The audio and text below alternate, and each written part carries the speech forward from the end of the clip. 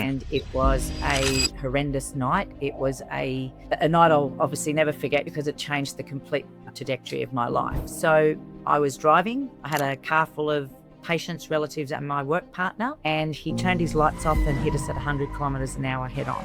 Jeez. I ended up with really severe post-traumatic stress. But the reason that I ended up on this path was that breakdown, and that accident took me into a very, very dark place. I ended up in a hospital for 6 months for emergency services because I didn't want to be here anymore. And this is where I started to really learn like my generational patterns and trauma. It surfaced in all my healing. So what I didn't think was all the trauma that I received that night was just the icing on the cake.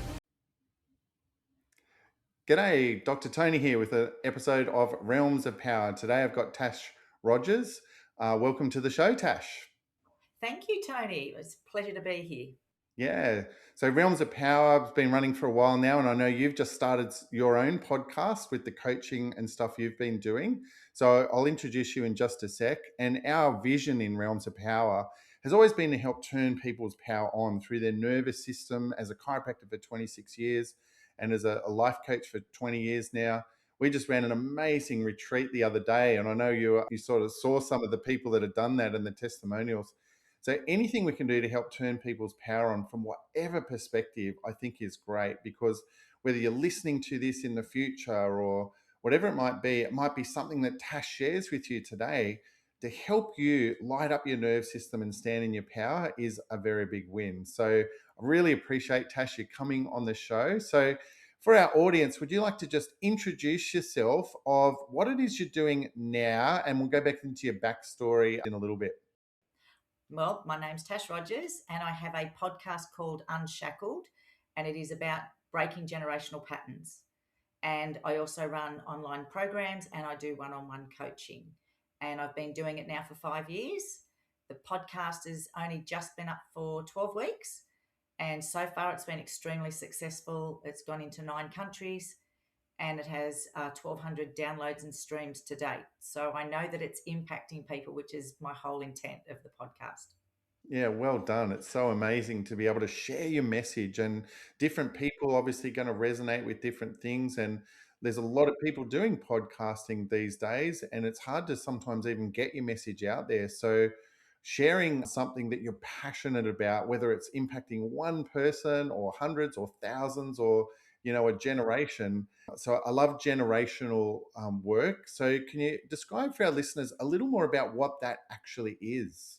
Absolutely. So generational work is going back to your blueprint, and your blueprint is what you are given. You don't make that yourself. You were given that by your parents, your caregivers, anybody that was in your first 0 to 7 years of life. And that is your stories, your beliefs, your identity, and your values. And those things are formed through your entire life until you become aware and you actually start to recognize that these patterns, programs, conditions were actually handed to you. So it is up to us as adults to, when we become aware, if we don't like something, we have the ability to change it. And as you say, get your power back. Because a lot of these patterns do not serve us. They affect us in relationships, work, friendships, just day to day living, because these programs, we're often living in survival and threat response, and people are not aware at all that that's what they're living in. Yeah. So as a child, again, we did this in the retreat we just ran. We talk about things that happen when you're really quite young. And often as a young child, you're just looking for safety. You're looking for, acknowledgement and support, and you have to fit in. So sometimes you'll give up part of your authenticity just to be able to feel safe and supported, and not realizing as an adult that you'll keep playing out those programs. And when you're running subconscious patterns that are routine, you're not really in your full power. Would you agree? 100%. And this is the thing, people don't understand that their procrastination, their people pleasing, their workaholic, their perfectionism, all of those traits we think are just they've actually been produced from childhood wounds. Now, people automatically think childhood trauma is always physical trauma. What people don't understand is childhood wounds come from unmet needs or overmet needs. And when I say unmet needs, children need love, safety, and stability. And when you don't have that, you start to look for other areas to find those ways to support that feeling of not belonging, as you said, adapting to an environment that could be hostile.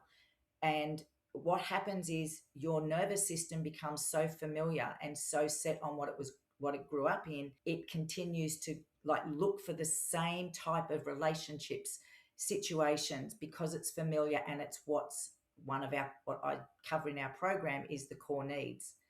And in that core need, it's your certainty, safety, and comfort.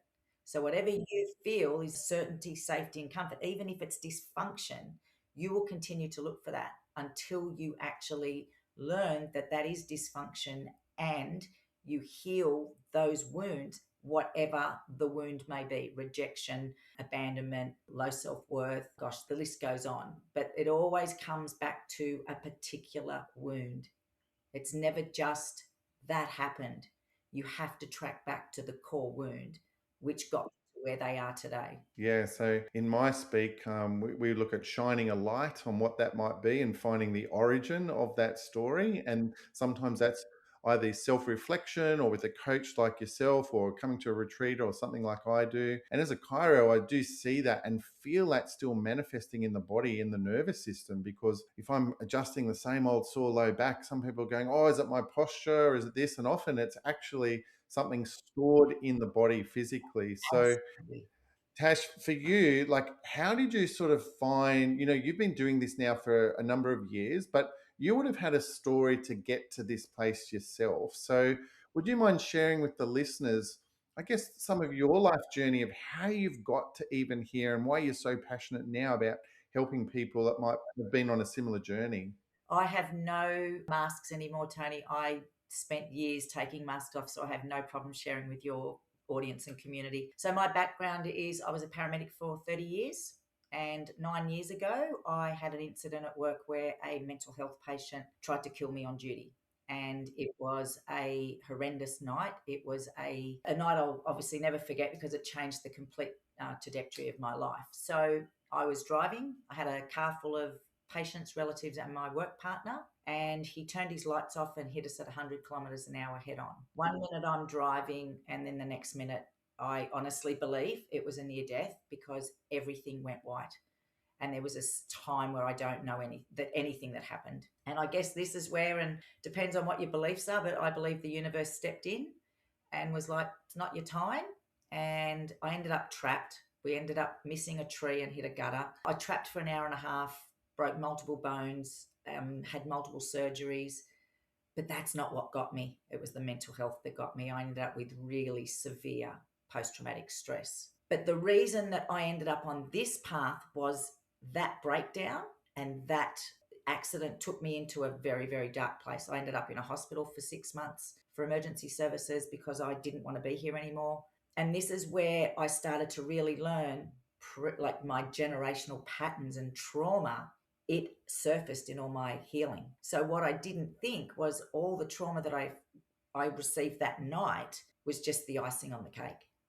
So the reason I'm so passionate about this now is this accident, and then the levels of healing that I've done. And I've done a lot of modalities that have gone very, very deep, but it actually took me back to my childhood. And because my childhood was dysfunction, abuse, alcohol, and a lot of other things, my world in the ambulance service was what I thought was normal: unpredictable, risky, emotions all over the place, going from, a beautiful birth to possibly a murder in one day. So my emotions were all over the place, but I coped in that because that was my upbringing. So for me, it was familiar. The night of this accident, I had full intentions of going back to work, but I couldn't because my PTSD, obviously my nervous system was completely shot. I was in fight or flight constantly, but it was also the universe's way of saying, you're done. And what then happened was I then went on this journey of, I was so intrigued on finding out how I can help people before they get to this stage where they can actually start to learn their patterns and why they stay in particular relationships, jobs, friendships, situations. Because what we do is it's what's comfortable. And I'm sure you've heard this saying, People would rather stay in a familiar hell than move to an unfamiliar heaven, because the uncertainty and change is what scares people. But this journey took me down probably 3.5 years of a lot of healing, a lot of work, and what they call, an awakening and a dark night of the soul. After that, I was a different person. It was like the accident, it happened, but it didn't have the same impact on my body anymore, because I healed my body and my nervous system, and I removed the emotions and the trauma that were in my body so that I could move to the next stage. And this is what you were saying before, the body keeps score, but it kept score from my childhood. So this was just a stack on. And this is what people don't understand. They keep pushing this stuff down, but they don't actually realize the more they push it down, when it comes back up, it's going to come with like a slingshot.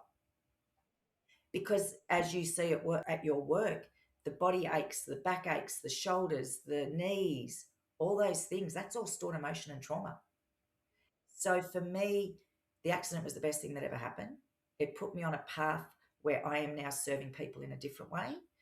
I've got hundreds of clients and testimonials that say, this work has been life saving. I cover, 12 different pillars that I use to work with, and we work on things like awareness, internal family systems, epigenetics, shadow work, nervous system, emotional intimacy and relationships, stress management, awareness, core needs, and blueprint. We cover so much so that people actually have the ability to go back to the foundation, change what they have. Look, Tash, what an amazing story. And as a frontline emergency worker, you would have seen it all, like your description before about in one day, you could go from one place to the other. And then linking that to your childhood, where your childhood was pretty all over the place. I'd be interested now, just as like it's a pretty random question, but was there part of you, knowing what you know now, that doing that work, was there an inkling before the accident that this wasn't the right path, that something just kept showing up, but you just were in the busyness and kept maybe pushing that down and ignoring, and then the universe went, you know what, Tash needs a real bloody episode here. She needs a wake up call.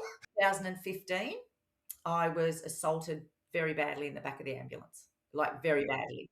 And that man went to jail for 6 months. 6 months later, I got another assault. 10 weeks before the accident, I had an indecent assault whilst on the job. And I remember my girlfriend ringing me, and that one really does make me emotional. She rang me and she said, Tash, you need to get off the road. And I, being stubborn and determined, I just said, no, I'm not letting these people break me. I've been through worse. I'm not going to. And anyway, her words were, the next one's going to be a big hit, Tash. And I'm like, no, it's not going to happen. So that was February 17, May 17 was the accident. And it was the universe basically saying, if you're not going to listen, we'll take you out. I would never have left the ambulance service.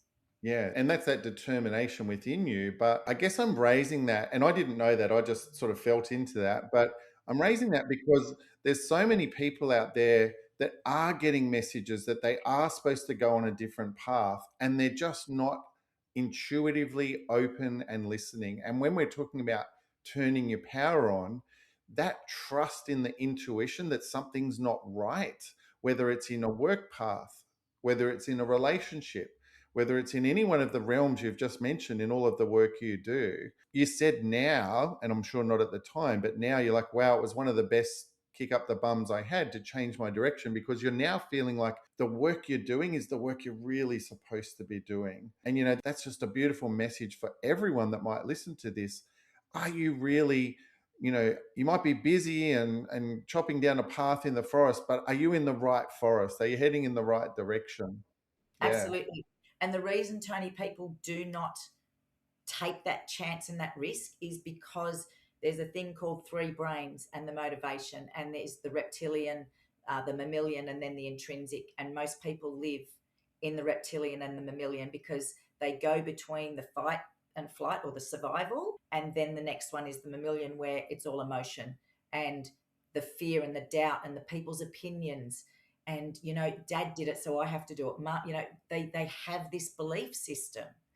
But once what we call the gatekeepers, or I call them the gatekeepers, once you help people understand those gatekeepers are actually robbing them of a life, which is your stories, your beliefs, your values, and identity, which were handed to you, they're not your conscious actions. They're what you've been told that you should do. So if you don't have the support and I guess, the gumption to go, you know what, I'm done. I'm sick of living this life. I'm going to do something, whether it's risky, people speak about me, whatever. They're the people that go, wow.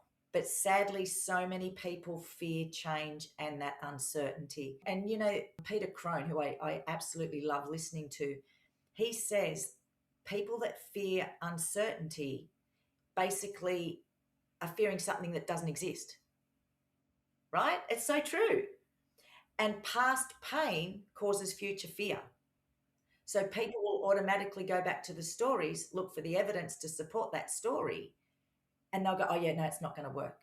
And look, I'll tell you now, over the last 5 years, there's been plenty of times where I've gone, oh, maybe I should just go back to, doing what I know best. But this drives me. I love seeing the change in people and the breakthroughs people have. And I've watched people go from rock bottom to owning their own businesses now because they went back to the foundation of why they do what they do, why they attract what they do. And that's the other thing, Tony. A lot of people don't understand. You get what you focus on. So energy flows where focus goes, good and bad, right? But what they do is that they talk themselves out of things that they want to do out of fear. But if you get them back to the basics and let them rebuild their own blueprint, they can do anything. Mm. I love that. And I love what you just said there about the focus, because again, one of the themes in the workshop we just ran, the Realms of Power retreat, was shining a light. And it's a choice, isn't it, Tash? It's a choice if you shine the light on the fear, the worry, the doubt.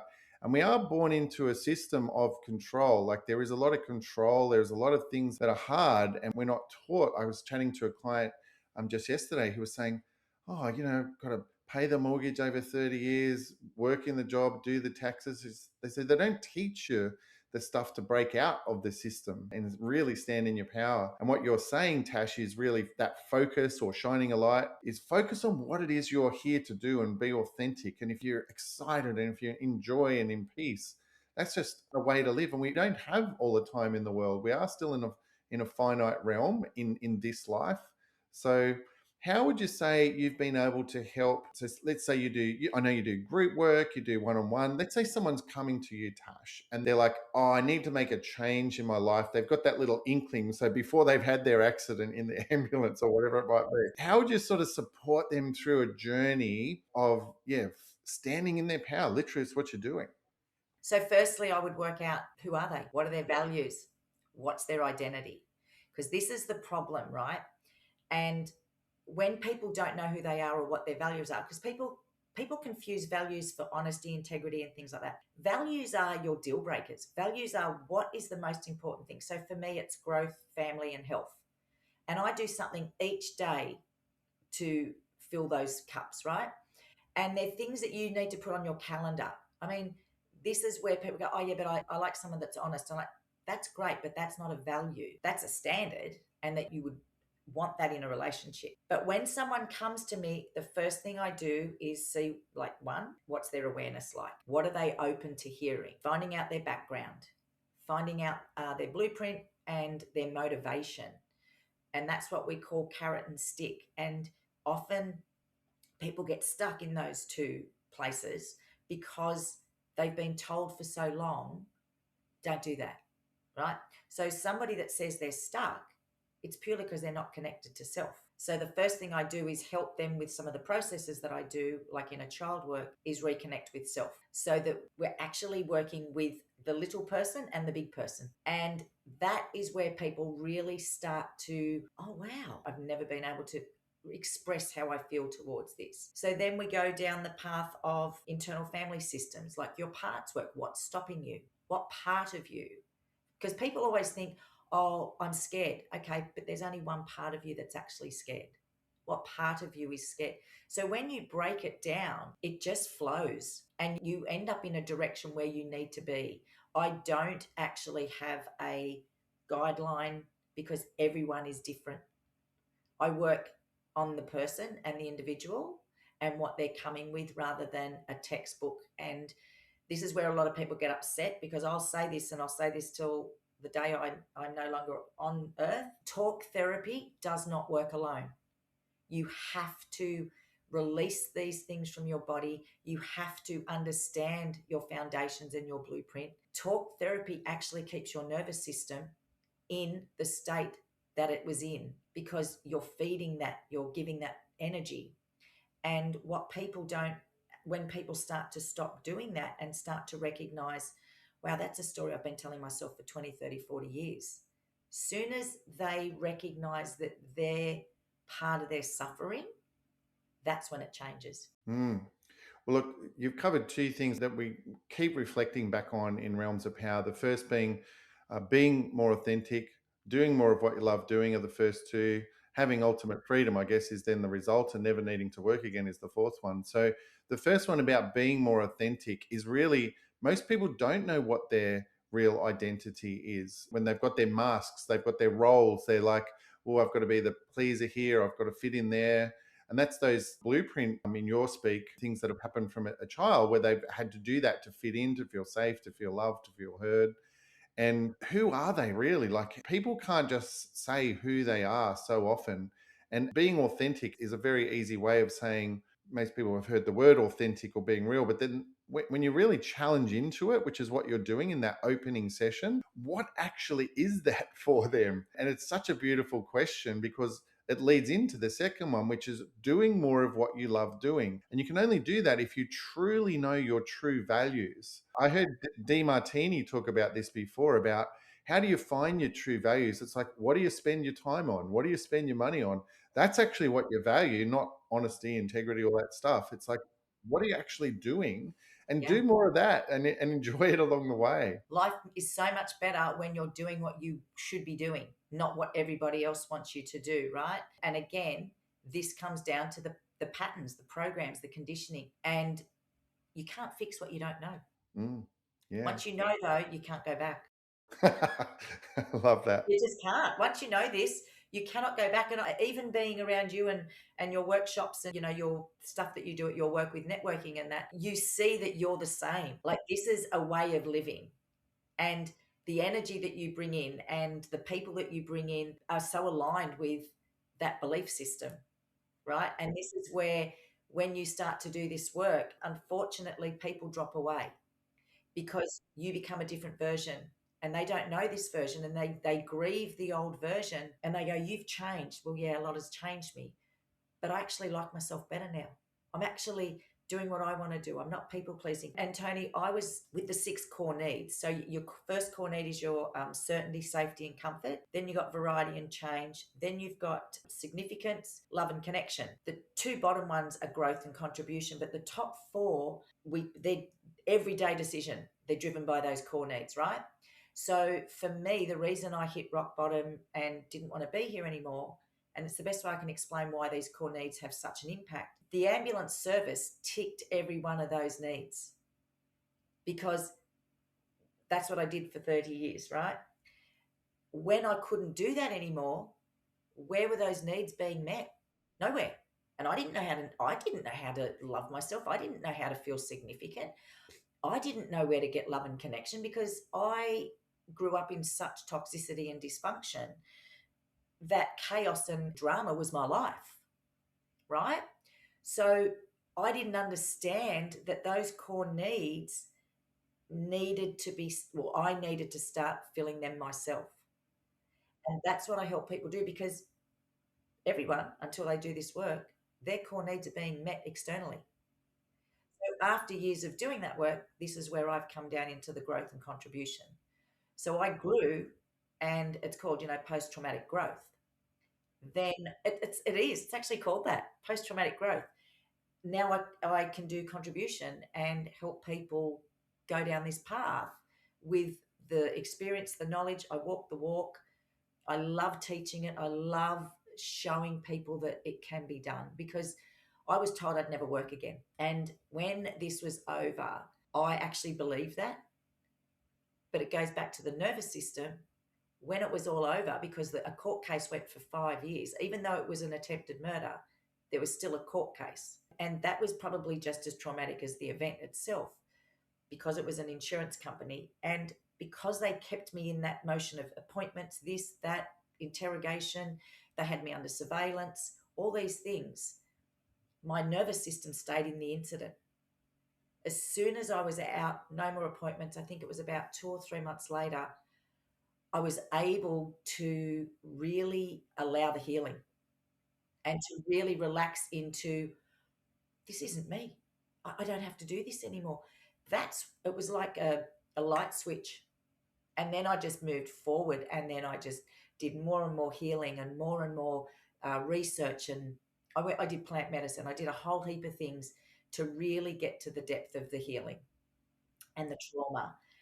And that's when I went, I'm not going to have someone tell me I'll never work again. No way. And I had this drive, like, and I know I was probably an absolute pain in the butt when I first was in this element of, oh my God, I've worked it out. I've worked out why I'm so messed up at this age. And I wanted to share it with the world. And I was telling everyone, do this, do this. I had to pull that back and go, not everyone's ready for this journey. And that was my biggest lesson for myself, to let people go on their own journey. But it's a very beautiful thing to watch people when they do go on it. Yeah. Well, Tash, I often ask about a case you might have helped, but your case of just you and your life is just so beautiful. And so many times, people like us that are sort of in this space have actually had to have our own journey to be able to help support someone. And whether it's, different people, different ages, different lives, all of the techniques and stuff you use can definitely help. How would someone be able to get in contact with you up here, Tash? Do you do all online, or do you do some in face? I do online. You can find me on Instagram and Facebook. I'm also in the process of a new website being rebranded. So that's just about to be finished. But at the moment, you can find me on Instagram and Facebook. And what's the name of your podcast for people that might want to check it out? My podcast is Unshackled with Tash Rogers, and that's Tasch. And it'll have real talk, regenerational patterns. Yeah, I love that. We'll put that in the show notes for anyone that wants to check it out. Tasha, have you got any final wisdom for our audience? Like, you've been through your journey and you've been supporting people for years now, changing their path and their pattern. But is there a common theme that you could share that you would say, if you really want to turn your power on, this is the start, this is the way? What would that be, Tash? If you find yourself in the same cycles, patterns, familiar situations, but different faces, different places, look at yourself. It's your stuff. And nobody out there is going to save you, and no one out there is going to change you. You have to do that work yourself. And I wish this stuff was taught at school before people have children, get into marriages, because, and I say this, and people don't like it, but it's the truth. When we partner up with someone, de facto marriage, whatever, you're not dating the human, you're dating the nervous system. You don't know what these people are coming with, and they don't know what you're coming with, but we expect our partners to know. And my biggest thing is, if people just had the education and understanding that it's not the other person's responsibility to keep you happy. Yes, love, respect, and be there for each other and grow together, but that person didn't do the damage. So if you find yourself stuck, overwhelmed, same situations, just different faces, be honest with yourself and go, where am I going on? What have I got going on? How about I look at my, I guess for me, blueprint? Take notice rather than blame. Mm, yeah. Oh, that's a beautiful message. And sometimes as simple as some mirror work as well, just looking in the mirror and going, oh, who are you? And really just having that ability to stop and ask that question that you've just said. If something's not working, not going to blame, and just look at yourself. That's a beautiful wisdom message. good old shadow work. Yeah. Yeah. All right. Well, look, Tash, it's been amazing having you on the show. I'm sure we can chat again. I'd love to come on your podcast. I think we're going to set that up soon. So we'll try a different convo. But no, it's absolutely amazing. And again, to our fantastic listeners, thanks again for tuning in. Have an awesome day. See ya. Thank you for having me.